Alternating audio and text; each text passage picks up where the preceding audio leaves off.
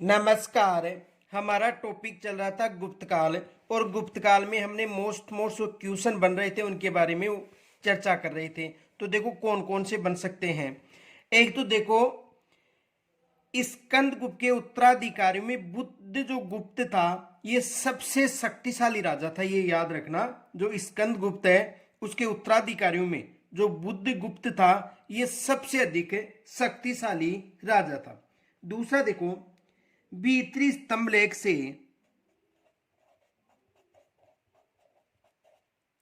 भीतरी स्तंभलेख से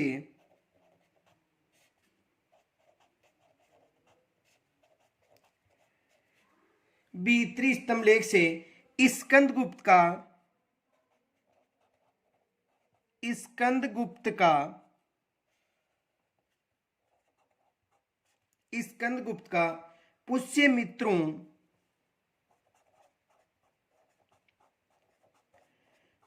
मित्रों एवं हुणों के साथ एवं हुणों के साथ हुणों के साथ संघर्ष का वर्णन है। संघर्ष का वर्णन है। अगला देखो, देखो जो भीतरी स्तंभलेख है इससे स्कंदगुप्त का जो पुष्य मित्र व हूण है इनके साथ संघर्ष का वर्णन है। तो ये कुछ मोस्ट थे।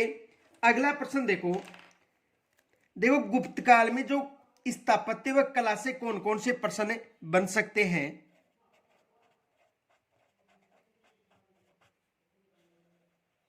गुप्त काल स्थापत्य एवं कला।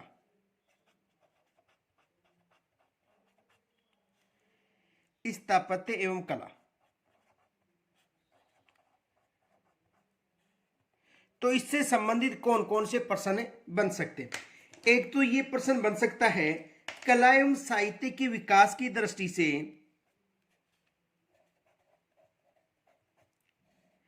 कला और साहित्य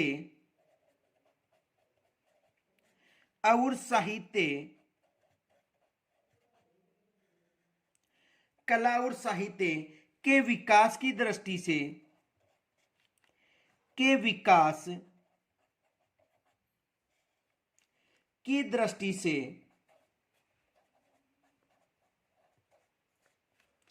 विकास की दृष्टि से गुप्त काल को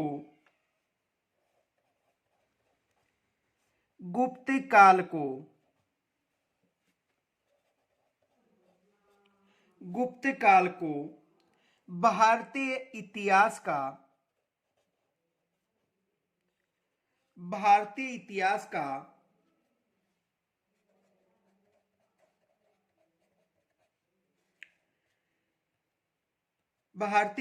का कहा जाता है।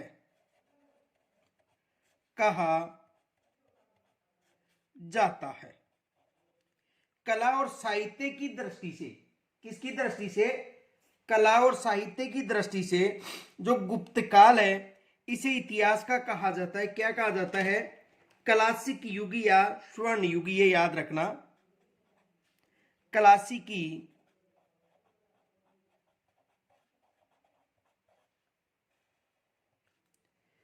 युग अथवा स्वर्ण युग कहा जाता है। ये एग्जाम में 2-3 बार प्रश्न आ चुका है, विशेष याद रखना। अगला प्रश्न देखो, अगला प्रश्न है, स्थापत्य एवं चित्रकला के क्षेत्र में स्थापत्य एवं चित्रकला के क्षेत्र में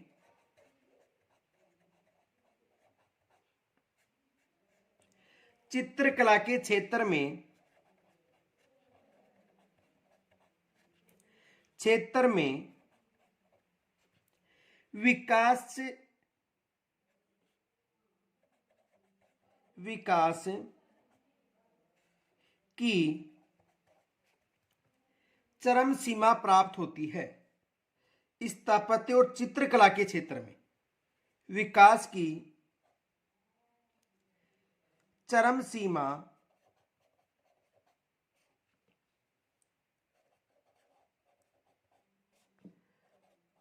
प्राप्त होती है।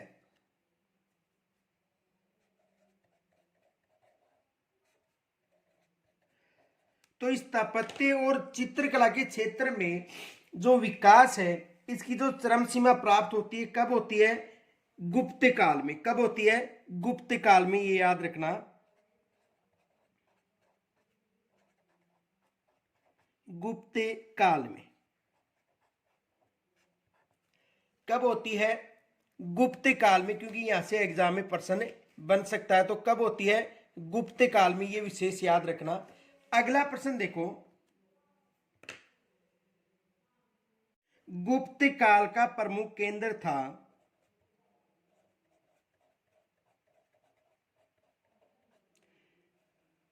गुप्त काल का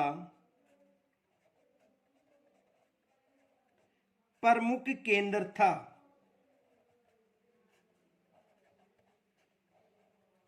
तो गुप्त काल का प्रमुख केंद्र था मथुरा, बनारस व पटना। मथुरा,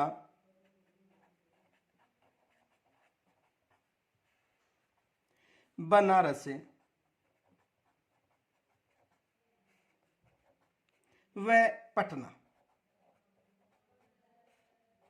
ये गुप्त काल के प्रमुख केंद्र थे। अगला प्रश्न देखो, किस काल की कला सौंदर्य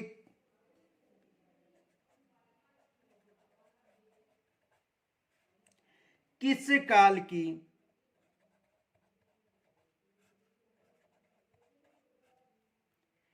कला सौंदर्य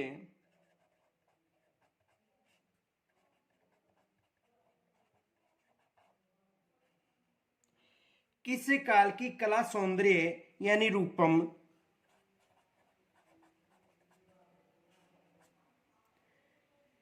की कल्पना के लिए प्रसिद्ध है? कल्पना के लिए प्रसिद्ध है।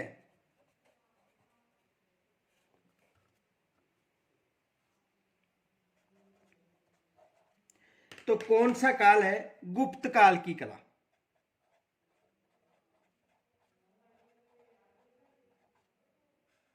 गुप्त काल की कला। अगला प्रश्न देखो, अगला प्रश्न बन सकता है, गुप्त काल गुप्तकालीन मंदिरों के निर्माण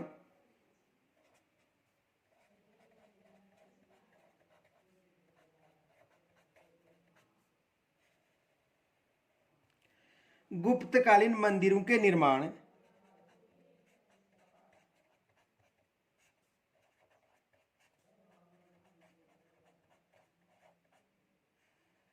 गुप्तकालीन मंदिरों के निर्माण में किस शैली का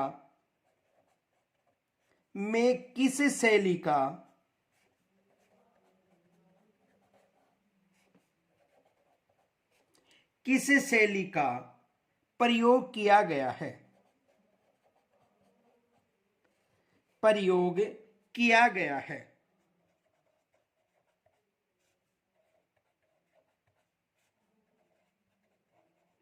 तो किस शैली का प्रयोग किया गया है? नागर शैली का। यह भी एग्जाम में आ चुका है, नागर शैली का। किस शैली का प्रयोग किया गया है? नागर शैली का प्रयोग किया गया है। अगला प्रश्न देखो,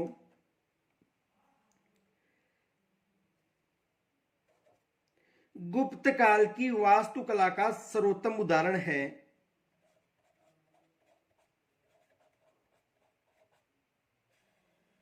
गुप्त काल की वास्तुकला का सर्वोत्तम,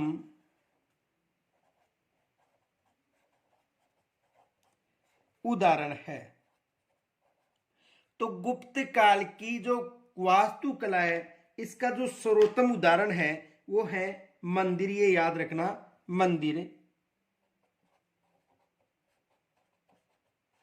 एक फैक्ट याद रखना, गुप्त काल में ही मंदिरों के निर्माण का जन्म हुआ था। ये याद रखना, नोट। गुप्त काल में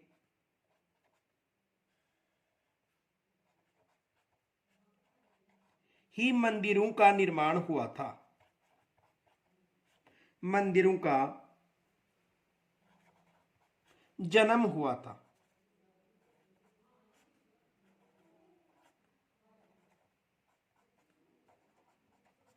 कब हुआ था? गुप्त काल में ही मंदिरों का जन्म हुआ था। आगे देखो, अगला प्रश्न बन सकता है,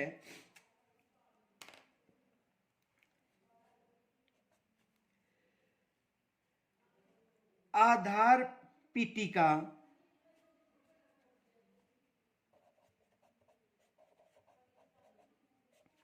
आधार पीठिका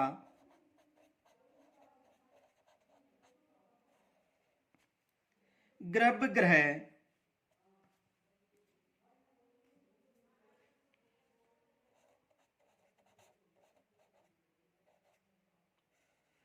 गर्भगृह, सभा मंडप, सभा मंडप, शिखर,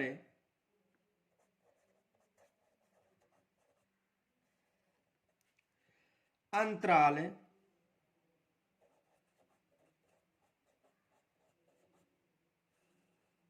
अंतराल, प्रदक्षिणा पथ,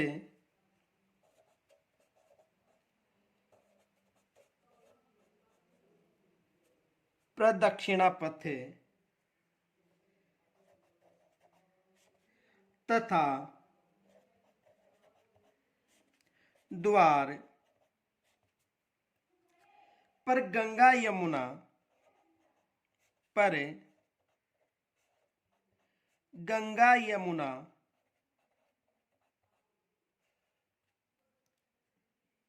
की मूर्तियां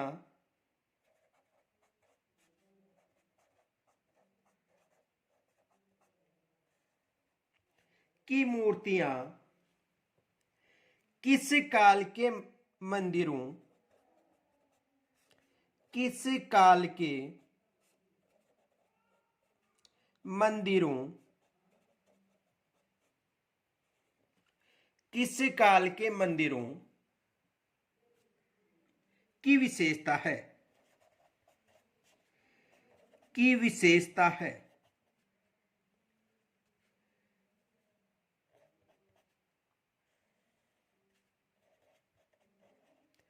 तो किस काल की विशेषता है? गुप्त काल की।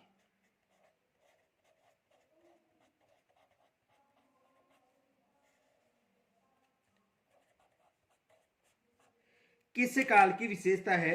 गुप्त काल की विशेषता, ही याद रखना। अगला प्रश्न देखो, गुप्त काल के मंदिरों गुप्त काल गुप्त काल के मंदिरों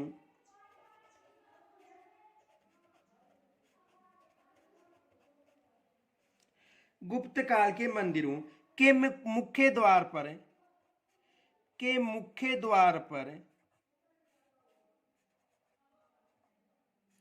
गुप्त काल के मंदिरों के मुख्य द्वार पर किनकी मूर्तियां किनकी मूर्तियां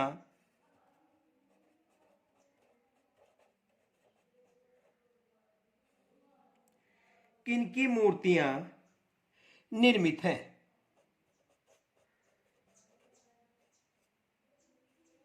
निर्मित है।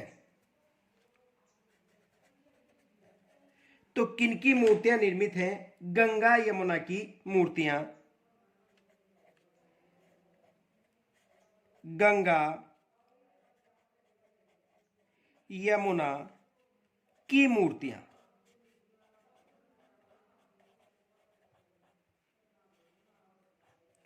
यानी गुप्त काल की जो मंदिर हैं, इनके जो मुख्य द्वार हैं, इन पर किनकी मूर्तियां मिलेंगी आपको? गंगा यमुना की मूर्तियां, ये याद रखना। अगला प्रश्न देखो, अगला प्रश्न ये बन सकता है, किस लेख से पता चलता है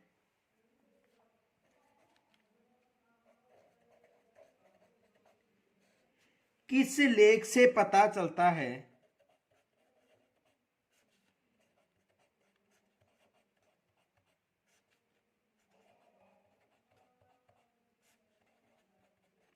किस लेख से पता चलता है कि दसपुर के मंदिरों में कि दसपुर के मंदिरों में दसपुर के मंदिरों में किन मंदिरों में? जो दसपुर के मंदिर हैं, दसपुर के मंदिरों में अनेक आकर्षक शिखर थे।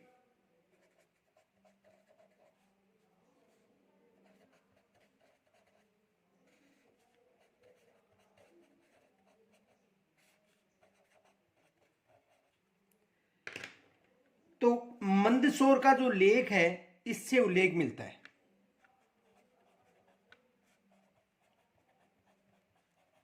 मंदसौर का लेख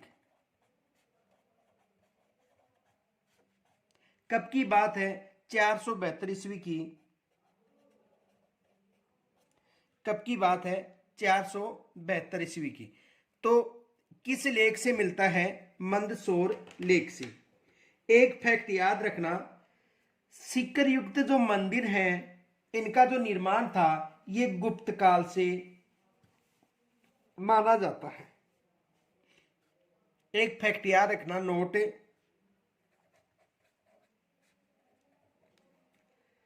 सिक्कर युक्त मंदिरों का निर्माण, सिक्कर युक्त मंदिरों का निर्माण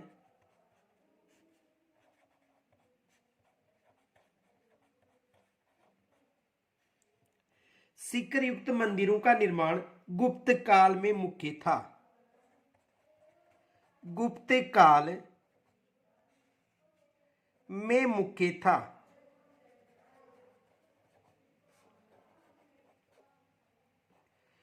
यानी कब मुख्य था? गुप्त काल में मुख्य था। अगला प्रश्न देखो, तिगवा का विष्णु मंदिर,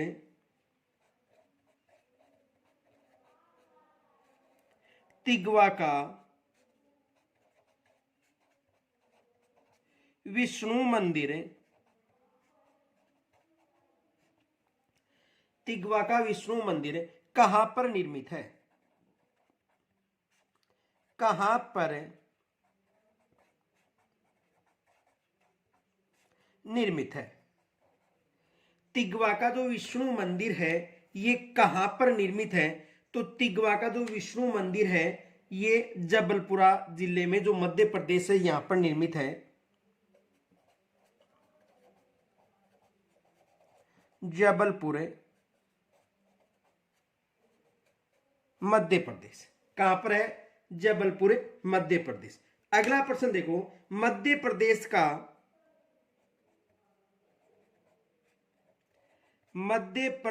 का तिगवा मंदिर, तिगवा मंदिर, मध्य प्रदेश का तिगवा मंदिर किसको समर्पित है? किसको समर्पित है?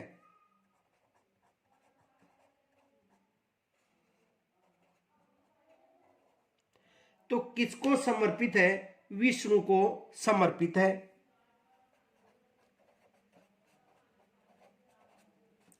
विष्णु को समर्पित है। किसको समर्पित है? विष्णु को समर्पित है। देखो, एक फैक्ट याद रखना, नोट।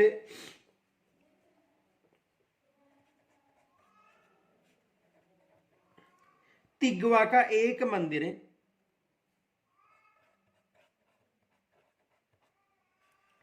तिगवा का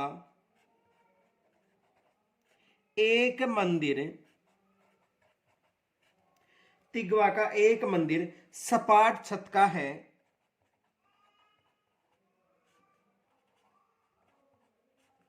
सपाट छत का है। तिगवा का एक मंदिर सपाट छत का है तथा दूसरा मंदिर, तथा दूसरा मंदिर, दूसरा मंदिर जो बाद में बनाया गया था, जो बाद में बनाया गया था,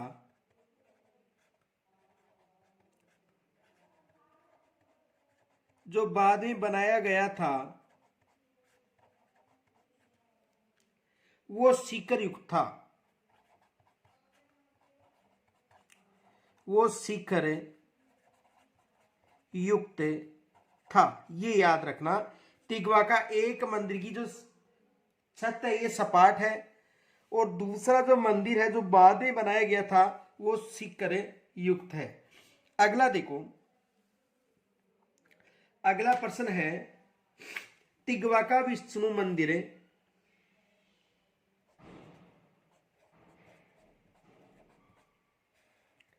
तिगवा के विष्णु मंदिर, के विष्णु मंदिर, विष्णु मंदिर की मुख्य विशेषताएं हैं, की मुख्य विशेषताएं हैं। जो तिगवा का विष्णु मंदिर है इसकी मुख्य विशेषताएं कौन कौन सी हैं? तो देखो, इस मंदिर की मुख्य विशेषताएं, मंदिर के गर्भगृह का जो व्यास है, मंदिर के गर्भगृह का व्यास, का व्यास लगभग 8 फुट है, लगभग 8 फुट है। कितना है? 8 फुट। इसके सामने, इसके सामने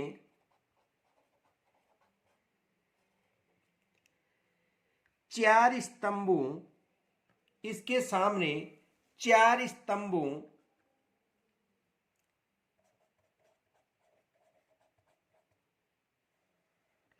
4 स्तंभों पर टिका हुआ, पर टिका एक मंडप है, एक मंडप है।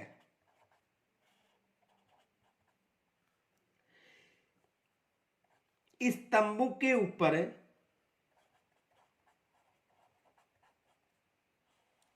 स्तंभों के ऊपर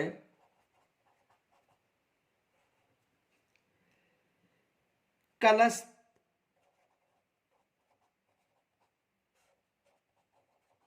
तथा इन कलशों पर, इन कलशों पर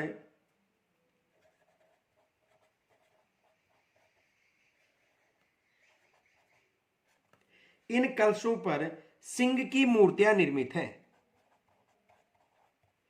सिंह की मूर्तियां